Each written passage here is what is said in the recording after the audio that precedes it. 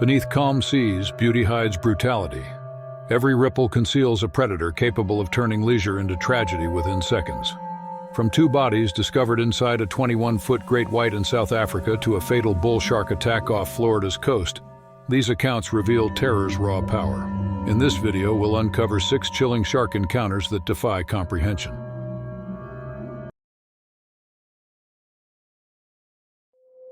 On the morning of October 2, 2025, the small coastal town of Gansbaai, South Africa, woke to an unsettling discovery that would shake the entire community to its core.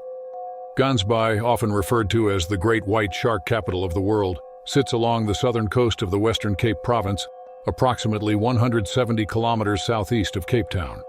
The town had built its reputation and economy around shark cage diving tourism, with thousands of visitors flocking annually to witness the apex predators in their natural habitat near Dyer Island and the infamous Shark Alley.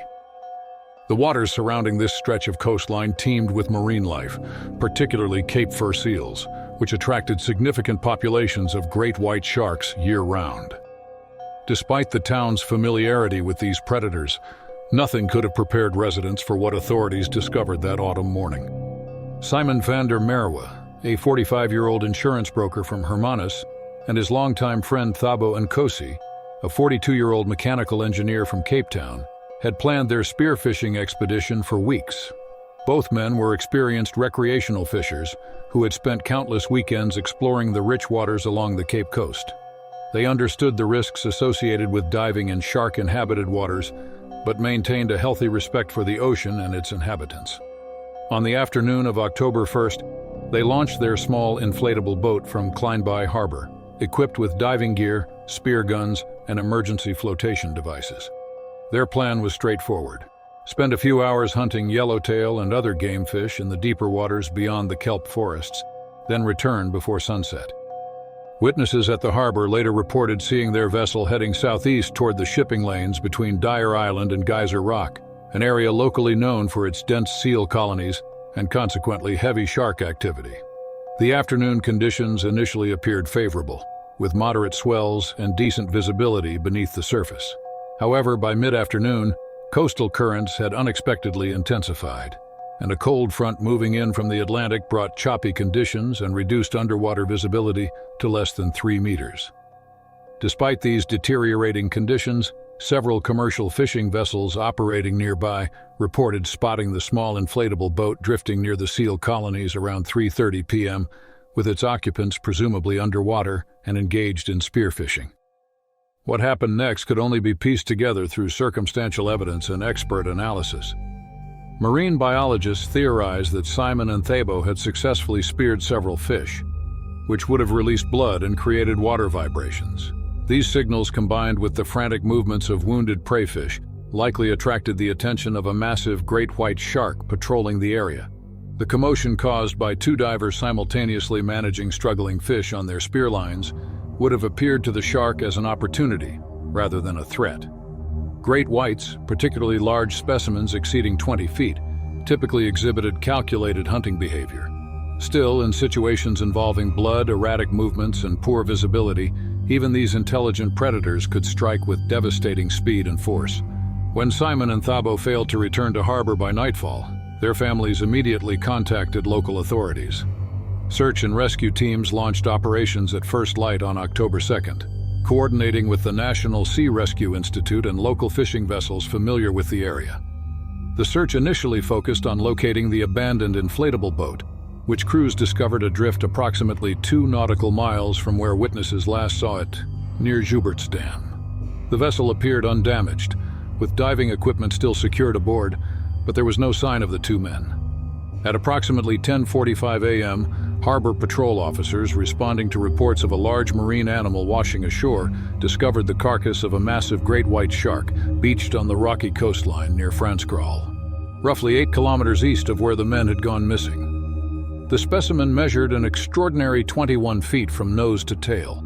It weighed an estimated 2,400 kilograms, marking it as one of the largest great whites documented in the region in recent years. Initially, authorities assumed the shark had died from natural causes or possibly injuries sustained from boat propellers, a common hazard in these busy waters. However, when marine scientists from the local research station arrived to conduct a preliminary examination and possible necropsy, they made a horrifying discovery. The shark's distended abdomen appeared unusually enlarged, and when researchers made the first incision to examine stomach contents, they immediately recognized human remains. What followed was a grim and meticulous recovery operation that lasted several hours. Inside the massive predator's stomach, forensic teams recovered the bodies of both Simon van der Merwe and Thabo Nkosi, their identities later confirmed through dental records and personal effects found with the remains.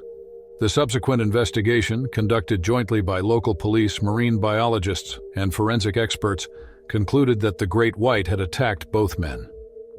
At the same time, they were separated underwater, likely within minutes of each other. The shark's aggressive behavior had been triggered by the blood and distress signals from their speared fish, combined with poor visibility that prevented the men from detecting the approaching predator until it was too late.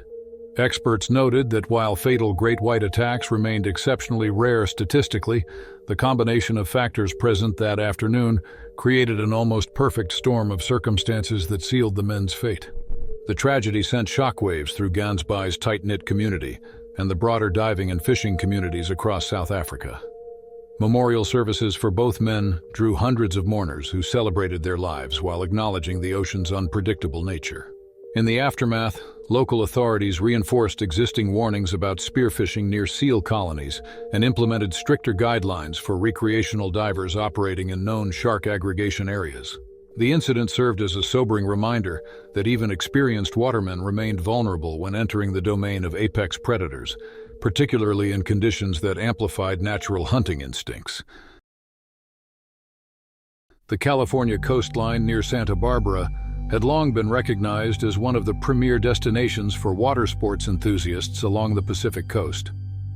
Santa Barbara, situated approximately 95 miles northwest of Los Angeles, boasted consistent offshore winds, relatively calm waters during summer months, and a thriving community of surfers, kayakers, and wakeboarders who took full advantage of the temperate climate.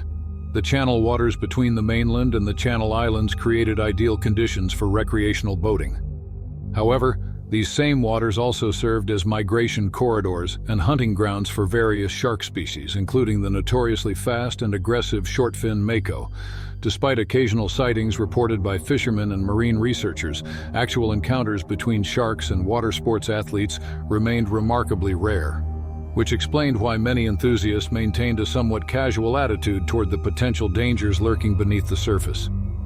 Ethan Parker, a 27-year-old graphic designer from Ventura, had spent nearly a decade perfecting his wakeboarding skills.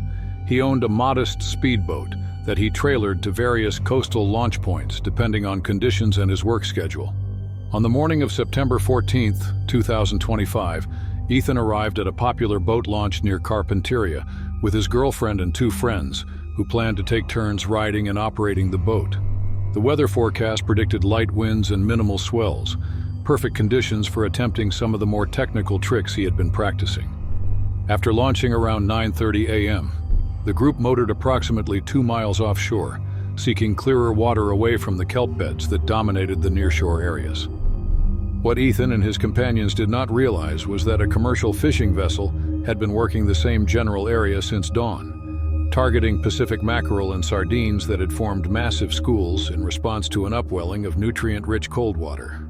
The fishing operation had attracted considerable attention from marine predators, including sea lions, dolphins, and several shark species drawn by the abundance of baitfish.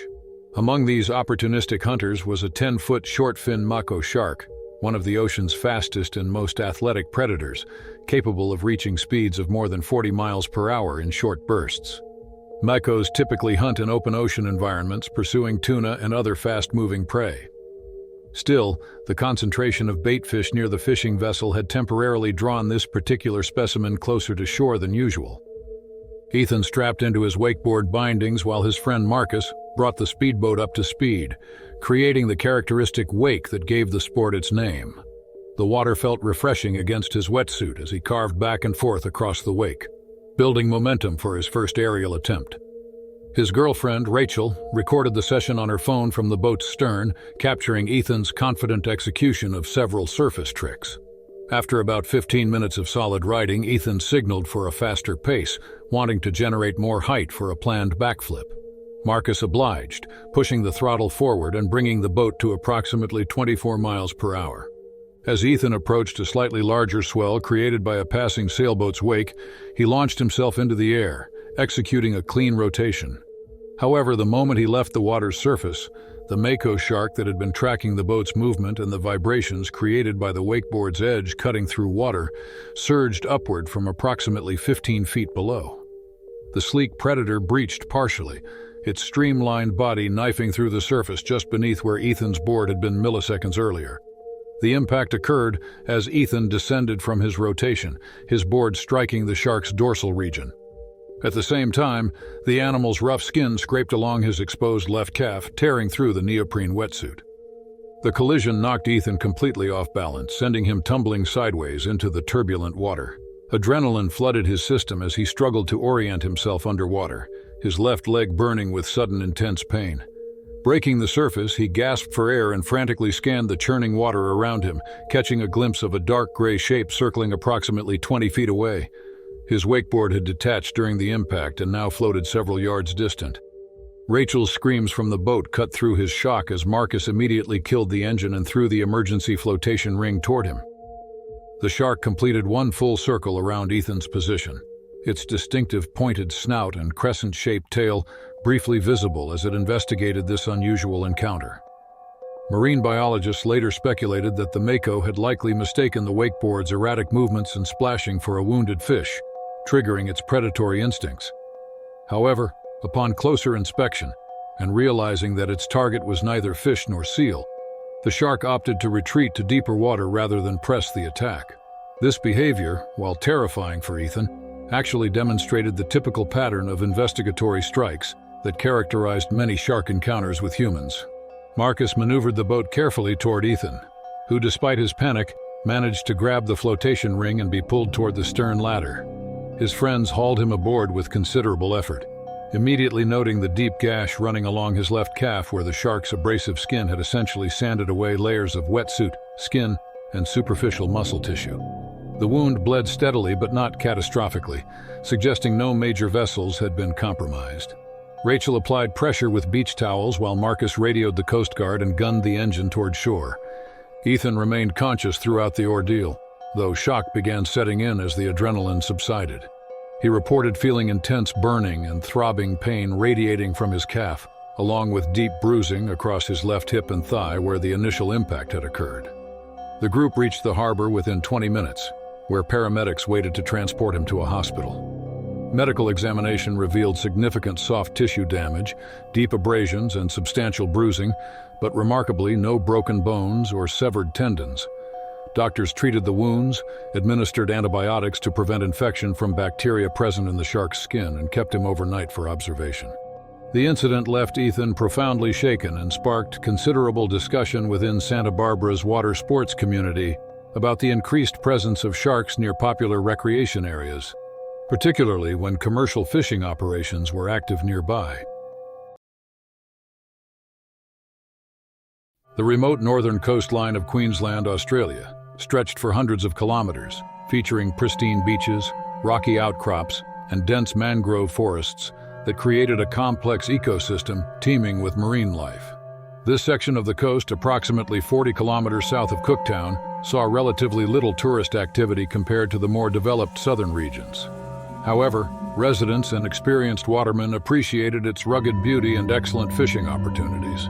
The area's isolation meant emergency services response times could extend to 30 minutes or more, a factor that weighed heavily on the minds of lifeguards and rescue personnel stationed at the few patrolled beaches. Tiger sharks, named for the distinctive vertical stripes visible on younger specimens, frequented these waters year-round, attracted by sea turtles, rays, and the abundant fish populations that thrived in the warm tropical currents flowing south from the Coral Sea. Liam O'Connor, a 37-year-old veteran lifeguard originally from Brisbane, had transferred to this remote station 3 years earlier, drawn by the challenge of working in less controlled environments and the opportunity to escape the crowded beaches further south. His reputation as a strong swimmer and level-headed crisis responder had earned respect from colleagues and community members alike. On the morning of February 18, 2023, Liam arrived for his shift at 6 a.m., noting immediately that overnight weather patterns had created unusually strong rip currents and murky water conditions. A tropical low-pressure system passing to the east had stirred up sediment. It pushed large schools of baitfish closer to shore, creating visible feeding frenzies as predatory fish capitalized on the abundance. Around 10:30 a.m., Liam received a distress call over his radio from a fellow patrol officer stationed 2 kilometers down the beach. A recreational kayaker had capsized in strong currents and was struggling to reach shore, his overturned kayak drifting rapidly toward a rocky point. Liam grabbed his rescue buoy and fins, radioing his partner Sarah to alert the patrol boat crew while he attempted a shore-based rescue. The stranded kayaker, visible as a small figure approximately 80 meters offshore, appeared to be tiring quickly as he fought against the current. Liam entered the water at a controlled pace, conserving energy while monitoring the kayaker's position. The water temperature felt unusually warm, hovering around 28 degrees Celsius, and visibility beneath the surface was less than 2 meters due to suspended sediment. As he waded through the waist-deep section before the drop-off, schools of small fish erupted around his legs, breaking the surface in their panic to escape larger predators hunting from below. Liam barely registered this warning sign, focused entirely on reaching the struggling kayaker before the man exhausted himself completely. What Liam could not have known was that a massive 14-foot tiger shark, likely a mature female based on size, had been patrolling this exact stretch of coastline for the previous hour, capitalizing on the disoriented baitfish. Tiger sharks possessed remarkably indiscriminate feeding habits, consuming virtually anything that moved in the water, from fish and seabirds to sea turtles and even garbage. Their powerful jaws and serrated teeth evolved specifically to crack through turtle shells and other hard-shelled prey. The shark had detected the kayaker's splashing and erratic movements, along with Liam's approach, but the murky conditions and feeding frenzy had heightened its aggressive hunting behavior beyond typical patterns. As Liam pushed deeper, the water now chest-high, he felt a sudden, violent impact against his right leg that sent explosive pain radiating through his entire body. The force drove him sideways and downward, his mouth filling with salt water as he tried to process what was happening. The tiger shark's jaws had clamped onto his right thigh with incredible pressure, its teeth penetrating through muscle and scraping against bone. The predator immediately began its characteristic thrashing behavior, shaking its head violently from side to side to tear flesh from its prey. Liam's training screamed at him to fight back, to strike the shark's eyes or gills, but the overwhelming pain and the animal's strength made coordinated movement nearly impossible. Sarah, monitoring from shore with binoculars, witnessed Liam's sudden disappearance beneath the surface and the distinctive swirl of disturbed water that indicated a large animal's presence. She immediately screamed into her radio for emergency backup while sprinting toward the patrol vehicle to retrieve the rescue buoy launcher. The kayaker, still struggling in deeper water, heard the commotion but could not see what was occurring in the murky conditions closer to shore. He would later report hearing several loud splashes, followed by an eerie silence that terrified him more than his own predicament. The tiger shark maintained its grip on Liam's thigh, dragging him beneath the surface and away from shore toward deeper water. His lungs burned as he fought to hold what little breath remained, his vision narrowing as oxygen deprivation and shock began to overwhelm his system. He managed to surface briefly, gasping desperately, but the shark pulled him under again almost immediately. Sarah reached the water's edge with the rescue equipment, but the attack had moved beyond throwing range, and launching the patrol boat would take precious minutes they did not have. Within 90 seconds of the initial strike, Liam disappeared completely beneath the churning water. The tiger shark, having secured what it perceived as a substantial meal, retreated toward deeper water with its prey. Sarah stood helplessly on the beach, continuing to radio for assistance while scanning the surface for any sign of movement. The patrol boat arrived within 12 minutes, and crew members conducted an extensive search pattern for the next hour, covering several square kilometers of ocean. They rescued the exhausted kayaker, who had managed to reach shallower water, but found no trace of Liam O'Connor. Local authorities immediately suspended beach access and posted warning signs along the entire stretch of coastline. Police divers and marine rescue teams expanded the search over the following 3 days, coordinating with helicopters and boats equipped with underwater sonar. Despite these efforts, Liam's body was never recovered. Marine biologists examining evidence from the scene, including torn pieces of Liam's uniform recovered near the attack site, confirmed the presence of a large tiger shark based on tooth impressions and bite pattern analysis. The tragedy devastated the small coastal community and the broader lifeguard service across Queensland. Liam's partner, Sarah, required extensive counseling to process the trauma of witnessing the attack, and several of his colleagues struggled with survivors' guilt and questions about whether different protocols might have prevented the incident. A memorial service held 3 weeks later drew over 300 attendees who celebrated Liam's dedication to water safety and his ultimate sacrifice attempting to save another person's life. Authorities conducted a comprehensive review of rescue protocols for remote beach stations and implemented new requirements for paired rescues when conditions indicated elevated shark activity. Warning signs increased along that stretch of coastline, and strict protocols now mandated that shallow water rescues in poor visibility required backup support before lifeguards entered the water. Cocos Island, located approximately 550 kilometers southwest of Costa Rica's mainland in the eastern Pacific Ocean, represented one of the world's most pristine and biodiverse marine environments.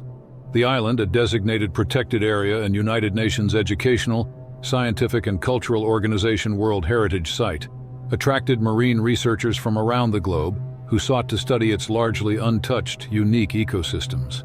The surrounding waters reached depths exceeding 4,000 meters just a few kilometers offshore, creating dramatic underwater topography where deep ocean currents collided with shallow reefs, generating upwellings that brought nutrient-rich water and attracted massive aggregations of pelagic species.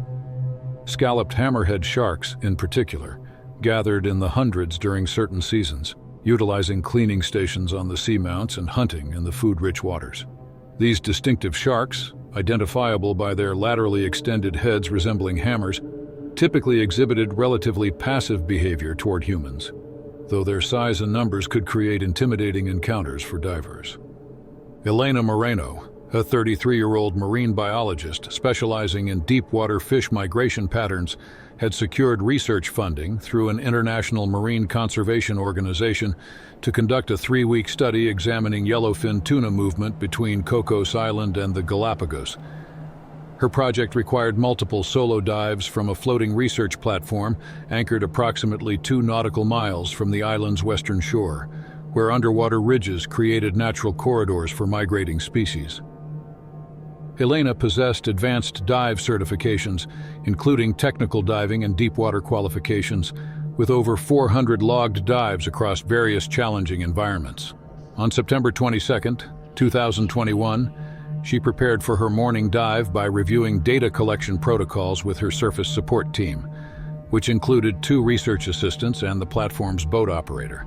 Weather conditions appeared favorable, with light winds and excellent visibility extending beyond 30 meters underwater. Elena's planned depth was 25 meters, where she would deploy acoustic receivers to track tagged tuna passing through the area.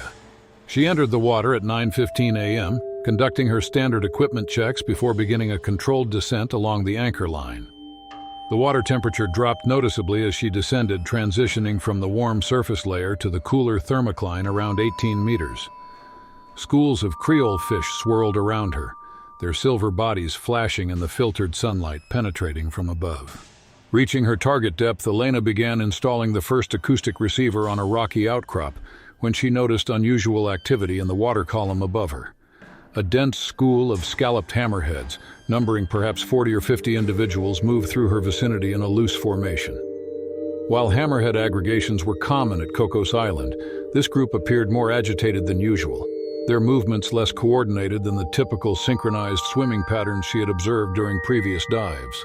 Elena would later learn that her support team had been discarding unused bait from previous tuna tagging activities, and that the organic material drifting down current had attracted the hammerheads' attention and heightened their feeding response. Elena maintained her position, knowing that sudden movements could startle the sharks or trigger investigatory behavior. Most of the hammerheads passed within 10 to 15 meters of her location, their distinctive heads sweeping back and forth as they scanned the environment with electroreceptors that detect the electrical fields generated by living organisms. However, one particularly large individual, measuring approximately 14 feet from nose to tail, broke from the group and angled directly toward Elena's position. The shark's approach accelerated as it closed the distance, its behavior suggesting heightened curiosity, or possibly confusion triggered by the electrical signals from her dive computer and camera equipment. The collision occurred with shocking suddenness and force. The hammerhead struck Elena's right side, its powerful body mass driving into her like a battering ram despite the water's resistance. The impact knocked her regulator from her mouth and sent her tumbling backward. Before she could fully process what had happened, the shark's jaws clamped onto her right forearm with crushing pressure. Its teeth, though smaller and less serrated than those of requiem sharks like tigers or bulls, still penetrated through her wetsuit and into the muscle tissue beneath.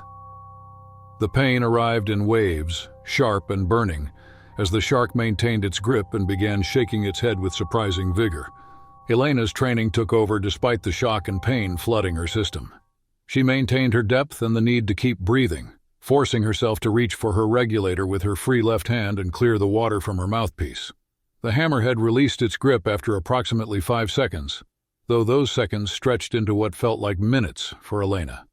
The shark circled once, swimming directly over her position before snapping its jaws near her fins in what appeared to be a secondary investigatory strike. Elena drew her knees toward her chest, making herself a smaller target, while slowly signaling toward the surface with her dive light, hoping her support team was monitoring. Blood clouded the water around her injured arm, the red tendrils dispersing quickly in the current. Elena knew she needed to ascend, but also understood that panic or rapid movement could either trigger another attack or result in decompression issues given her depth and time underwater. She maintained slow, controlled breathing while keeping visual contact with the circling hammerhead. After what seemed an eternity but was likely less than 30 seconds, the shark angled away and rejoined the larger school, moving off toward deeper water.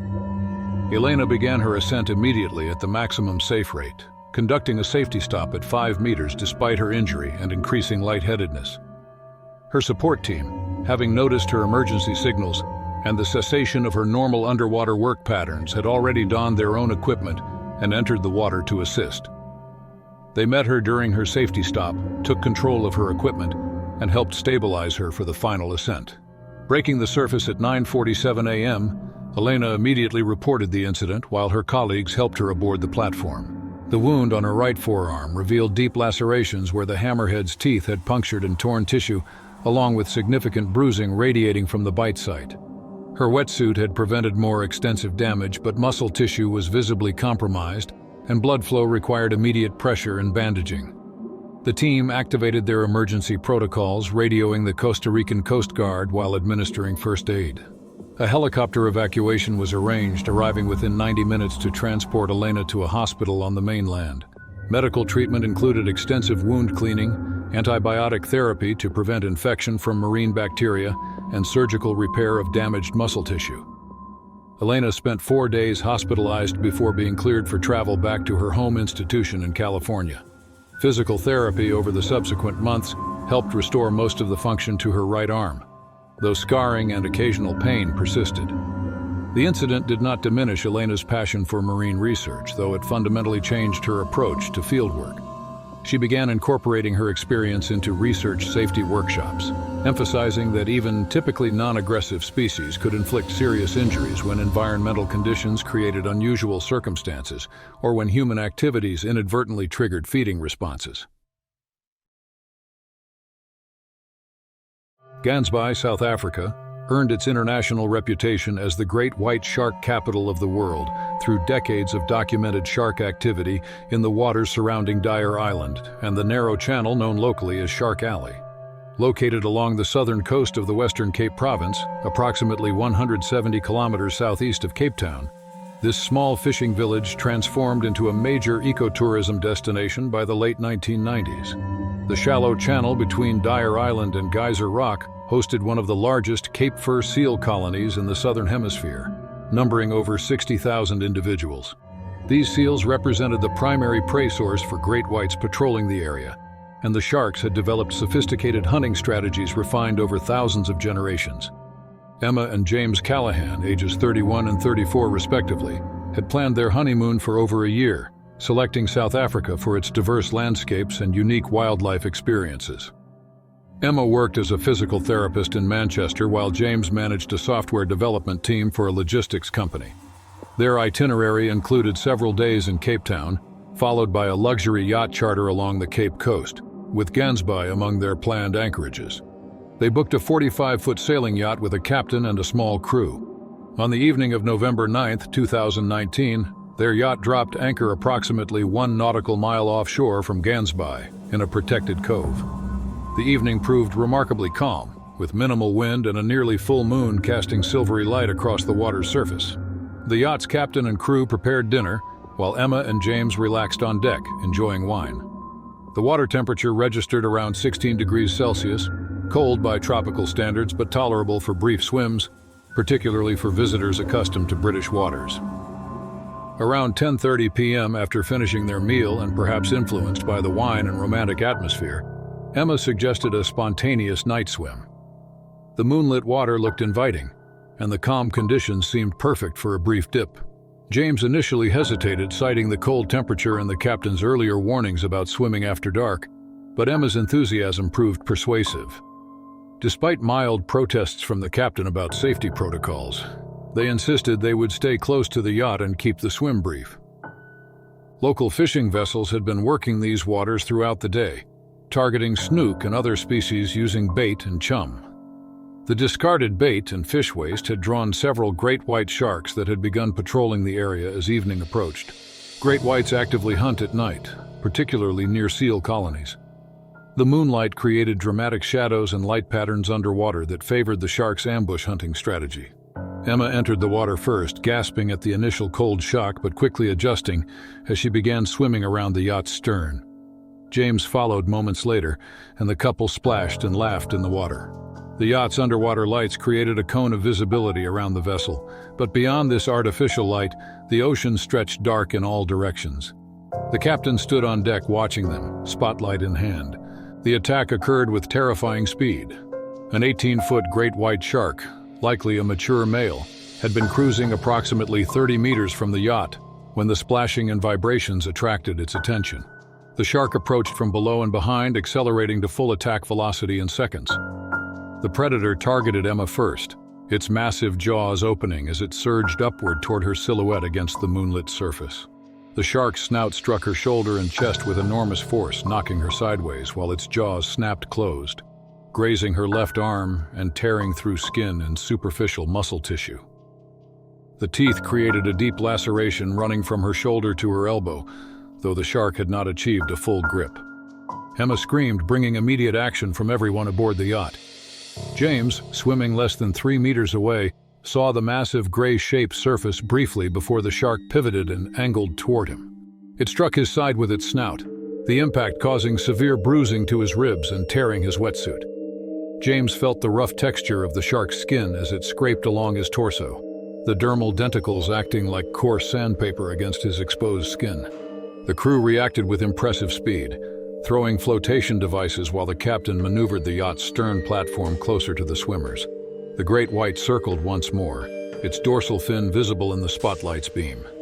The aggressive splashing and shouting from both the victims and crew, combined with the yacht's engines starting and propeller wash, apparently discouraged the shark from pressing its attack further. The predator submerged and disappeared into the darkness. James, despite his own injuries and shock, managed to help support Emma as they frantically swam toward the yacht's stern platform. The crew pulled Emma aboard first, immediately noting the severity of her arm wound and the blood streaming down her wetsuit. James climbed aboard under his own power, adrenaline temporarily masking the pain from his bruised ribs and abraded torso. The crew wrapped both victims in blankets while applying pressure to Emma's arm wound and radioing emergency services. The yacht's captain decided to immediately weigh anchor and motor toward the harbor, recognizing that Emma's injury required urgent medical attention. The transit took approximately 20 minutes, during which the crew maintained pressure on the wound while monitoring both victims for signs of shock. Emma remained conscious but distressed, reporting intense burning pain and difficulty moving her left arm. James experienced increasing rib pain with each breath. Emergency medical services met the yacht at the harbor, transporting both Emma and James to a regional hospital in Gansby, before transferring Emma via ambulance to a trauma center in Cape Town for surgical consultation. Medical treatment revealed deep lacerations requiring extensive suturing, along with muscle damage that necessitated surgical repair. James's injuries included 3 cracked ribs and significant bruising, and abrasions across his left torso where the shark's skin had contacted him. Both victims received antibiotics and remained hospitalized for 3 days before being cleared for travel back to the United Kingdom. The incident generated significant media attention and renewed discussions within the local tourism industry about safety protocols regarding after-dark water activities in shark-inhabited waters. The couple later described their honeymoon as forever marked by the attack, though they expressed gratitude for surviving an encounter that could easily have proven fatal. The Florida Gulf Coast near the Crystal River, located approximately 80 miles north of Tampa, featured complex coastal geography with shallow channels, sandbars, and brackish estuaries where freshwater rivers met saltwater from the Gulf of Mexico. These environmental conditions attracted bull sharks, a species uniquely adapted to tolerate both fresh and saltwater environments through specialized kidney function. Bull sharks have earned a reputation as one of the more aggressive shark species toward humans, partly because they hunt in shallow, murky waters where people frequently recreate, and partly because of their territorial behavior and indiscriminate feeding habits. Ryan Caldwell, a 28-year-old construction manager from Orlando, had arranged a weekend kayaking trip with 3 childhood friends to celebrate his recent promotion. His friends Marcus Chen, a 29-year-old accountant, David Armstrong, a 27-year-old real estate agent, and Brandon Foster, a 30-year-old teacher, shared Ryan's enthusiasm for adventure sports. On September 7, 2024, the group arrived at a public boat launch near Homosassa around 8 a.m., unloaded their sit-on-top kayaks, and planned to paddle through mangrove channels before heading into more open water near the Gulf. The morning began pleasantly, with light winds and temperatures climbing into the mid-80s Fahrenheit.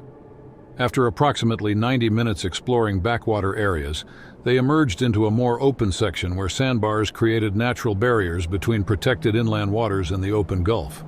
Ryan suggested they cross one of these sandbars to access deeper water where they might encounter dolphins or sea turtles. Recreational fishermen had been working this area since dawn, targeting spotted sea trout and redfish using live bait. The fishermen had discarded numerous baitfish carcasses into the water throughout the morning, creating an attractant that drew various predators. Among these was a 12-foot bull shark, likely a mature female. Bull sharks frequently ventured into shallow coastal areas while hunting, comfortable in water depths that would deter larger species. Ryan positioned his kayak to lead the crossing over the sandbar, which at this tide level had only about 2 feet of water flowing across its shallowest point. He paddled hard to build momentum. His friends followed in a loose line, with Marcus approximately 20 meters back. As Ryan reached the deepest section just before the sandbar, where water depth increased to roughly 5 feet, the bull shark detected the vibrations and electrical signals generated by his paddle strokes. The attack occurred with devastating suddenness. The shark accelerated from approximately 15 feet away, covering the distance in less than 2 seconds before striking Ryan's kayak from the side. The impact capsized the kayak immediately, throwing Ryan into the murky water. Before he could surface, the bull shark's jaws clamped onto his right thigh with crushing pressure. The shark's teeth punctured deep into muscle tissue and likely compromised the femoral artery based on the rapid blood loss that followed. Ryan's screams cut off abruptly as the shark pulled him beneath the surface, initiating the characteristic thrashing behavior that bull sharks employed to tear flesh from larger prey. The water erupted in violent turbulence, with Ryan's capsized kayak spinning while blood spread rapidly through the area. His 3 friends, witnessing the attack, immediately began shouting and paddling frantically toward Ryan's last position. Marcus later reported they could see dark shapes moving beneath the cloudy water but could not clearly distinguish Ryan from the shark. David reached the site first, desperately swinging his paddle downward into the water, hoping to strike the shark and force it to release its grip. Brandon arrived seconds later, also attempting to use his paddle as a weapon, while Marcus fumbled with his phone to call emergency services. The shark surfaced briefly, approximately 10 feet from David's kayak, its gray bulk visible for just a moment before submerging again. Blood continued spreading across the surface, creating a horrifying crimson stain that expanded rapidly in the current. After approximately 3 minutes of frantic searching and calling Ryan's name, his friends faced the terrible reality that he had not resurfaced. The overwhelming evidence suggested catastrophic injury and drowning. Marcus managed to connect with emergency dispatch, reporting the attack and their approximate location, though shock and panic made providing precise coordinates challenging. The 3 survivors eventually decided to paddle toward shore rather than remain in the water, where a large, aggressive shark had just attacked. They reached a nearby beach access point within 15 minutes, beached their kayaks, and waited for rescue personnel while desperately scanning the water for Ryan. Coast Guard vessels arrived within 25 minutes, immediately beginning search patterns. Additional resources, including sheriff's marine units and volunteer rescue boats, joined the search over the following hours. Authorities recovered Ryan's capsized kayak approximately 400 meters from the attack site, carried by tidal currents. His paddle floated nearby, showing tooth marks consistent with shark dentition. Despite extensive searching that continued for 3 days, Ryan's body was never recovered. Marine biologists examining evidence from the scene, including water samples containing blood and tissue fragments, confirmed bull shark involvement based on DNA analysis. The tragedy devastated Ryan's family and profoundly traumatized his 3 friends who witnessed the attack. All 3 required counseling to process the trauma of watching their friend disappear and being unable to prevent the outcome. Marcus particularly struggled with survivor's guilt, repeatedly questioning whether different actions might have changed the result. However, marine experts assured him that bull shark attacks of this severity typically resulted in fatal outcomes within minutes. Local authorities closed several popular kayaking areas temporarily following the incident. They installed permanent warning signs about shark presence in shallow coastal waters, particularly during summer and fall months when bull shark activity peaks. The fishing community faced scrutiny regarding discarding practices that might attract sharks to recreational areas. Ryan's death served as a grim reminder that even relatively shallow, familiar waters could harbor significant dangers, that bull sharks' unique adaptations allowed them to hunt effectively in environments where humans felt comfortable and safe.